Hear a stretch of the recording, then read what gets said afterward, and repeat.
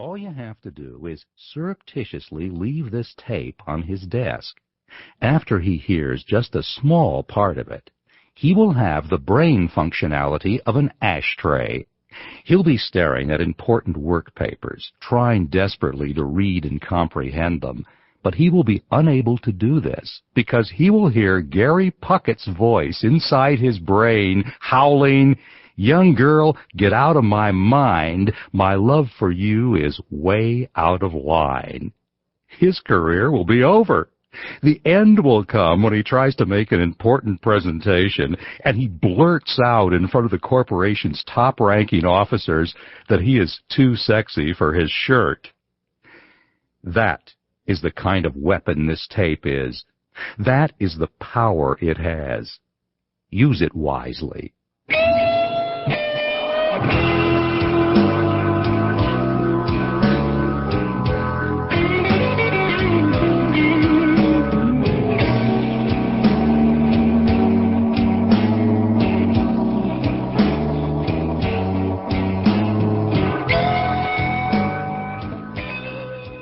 This tape, like so many of the unpleasant things that we encounter as we go through life, is Neil Diamond's fault.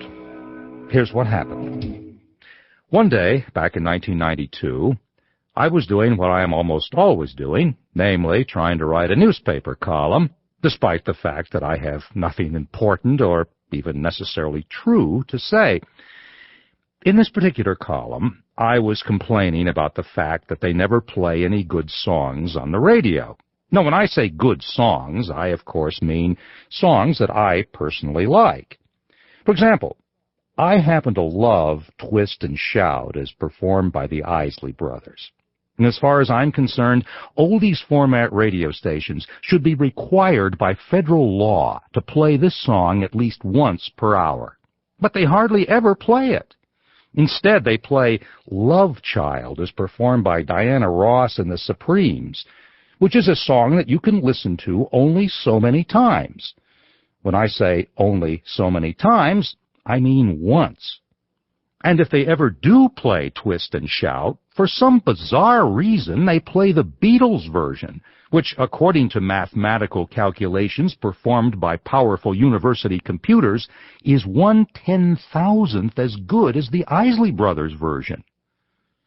So anyway, in this column I was ranting about songs that I don't particularly care for, and I happened to bring up Neil Diamond. I didn't say I hate all Neil Diamond songs. I actually like some of them. For example, I really like Play Me, especially the part where Neil sings, "Song she sang for me, song she brang to me." Here's exactly what I wrote. It would not trouble me if the radio totally ceased playing ballad-style songs by Neil Diamond. I realize that many of you are huge Neil Diamond fans, so let me stress that in matters of musical taste, everybody is entitled to an opinion, and yours is wrong. Consider the song I Am, I Said, wherein Neil with great emotion sings, "I am, I said, to no one there, and no one heard at all, not even the chair."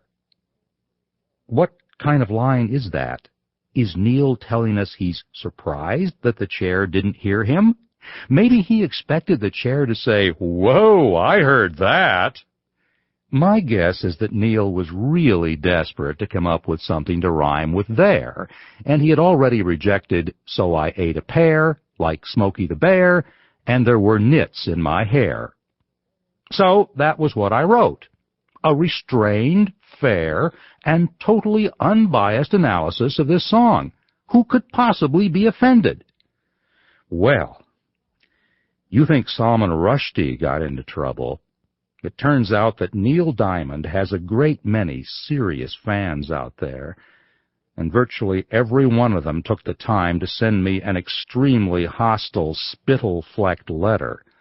In a subsequent column, I combined the key elements of these letters into one all-purpose, irate Neil Diamond fan letter, as follows.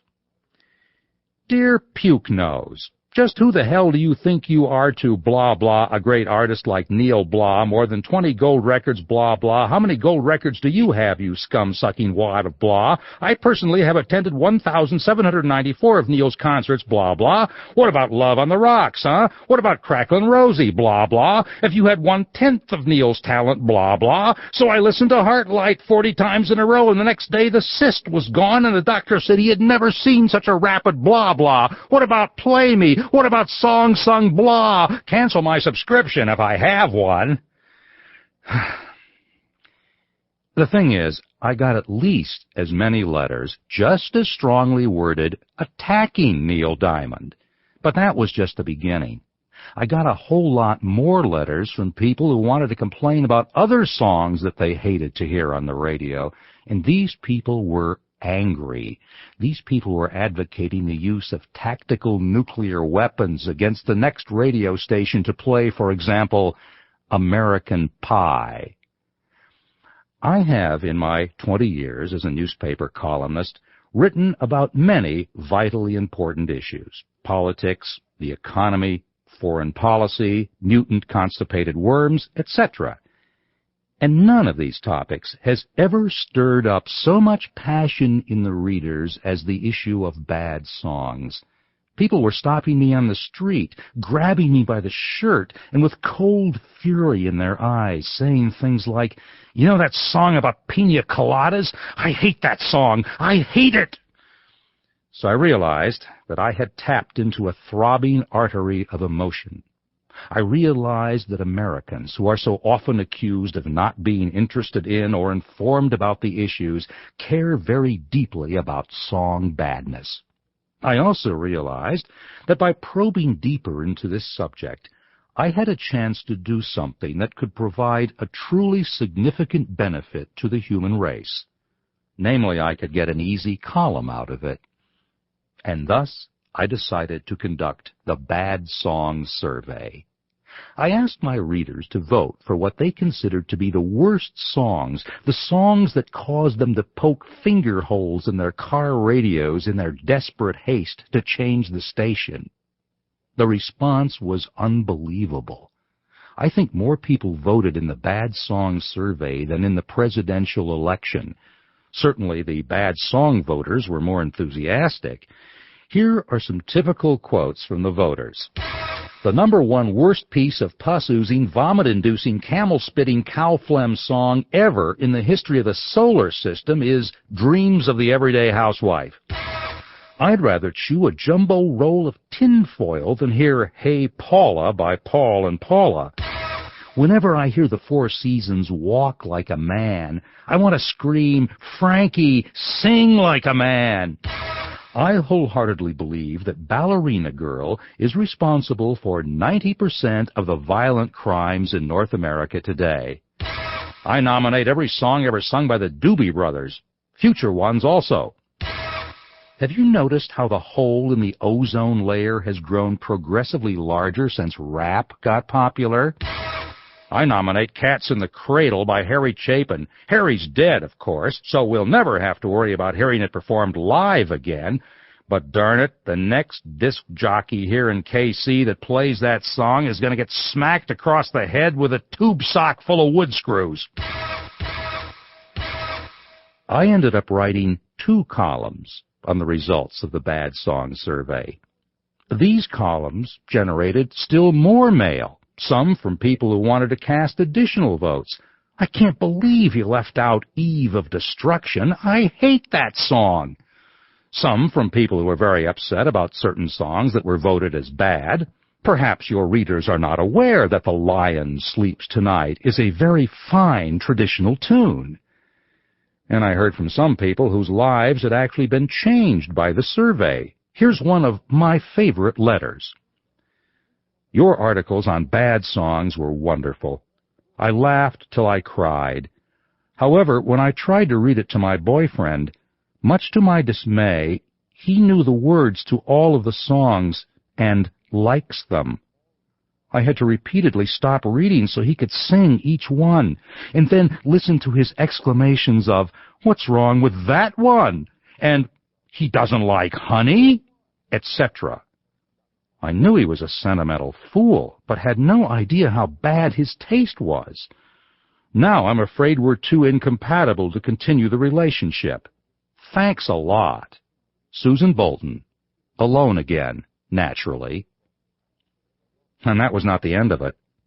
I don't think there ever will be an end to it. We've had an entire presidential administration, if you want to call it that, since the Bad Song Survey, and I'm still getting mail about it from people wishing to vote for songs they hate, as well as from fans whom I have offended.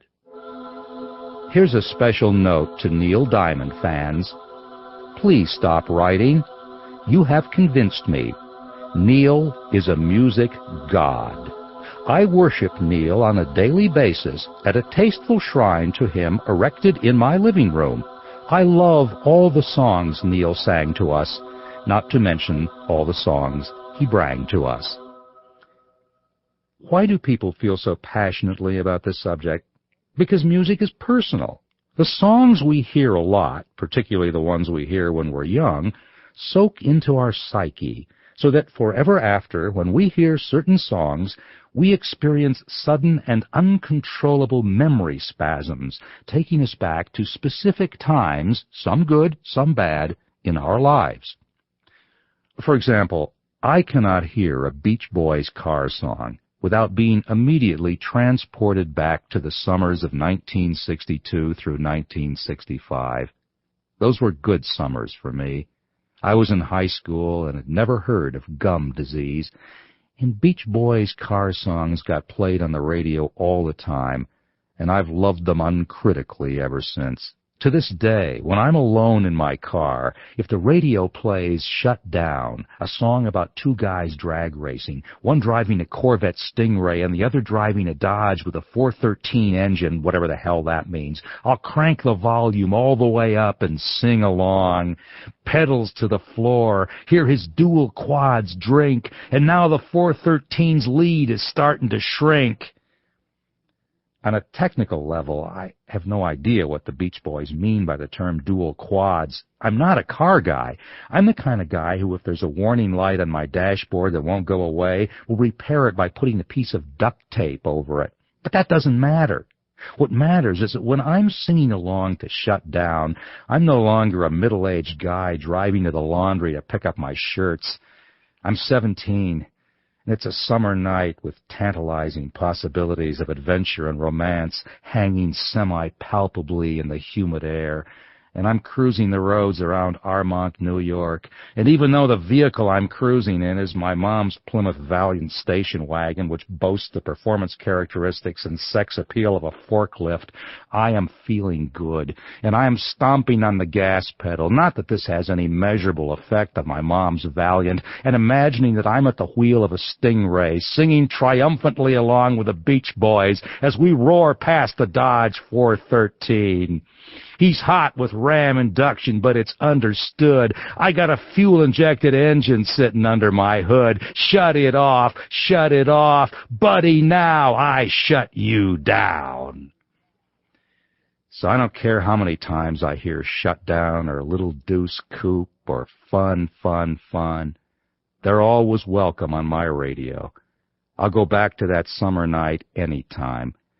On the other hand, I've always had a violent hatred for I Got You, Babe, because when it came out back in 1965, it was presented as some kind of anthem that spoke for America's youth, whereas in fact, it was a flagrantly inane song, quote, so put your little hand in mine, there ain't no hill or mountain we can't climb, on top of which, as an American youth, I did not wish to be spoken for by a whining little puke like Sonny Bono.